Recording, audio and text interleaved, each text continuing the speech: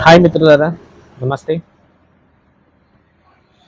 ఈ సమాజంలో కొంతమంది అవినీతిపరులు, అక్రమార్జులు, రౌడీజం భ్రష్టు పట్టి మరీ దరిద్రంగా తయారయ్యారు.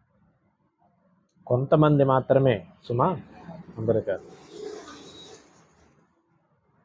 ఎందుకు బ్రతుకుతున్నారో, ఏం చేస్తున్నారో, ఎలా ప్రవర్తిస్తున్నారో వాళ్ళకే అర్థం కాని పరిస్థితిలో బ్రతుకుతున్నారు.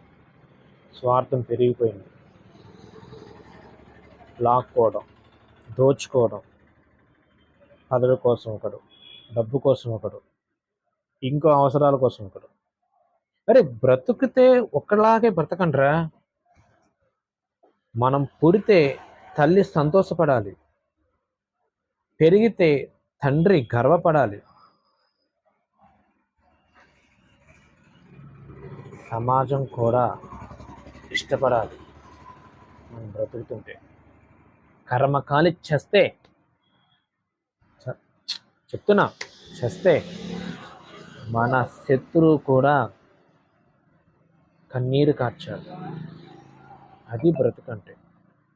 అంతేకాని ఏదో బ్రతికేస్తున్నాం చేస్తున్నాం అని కాదు.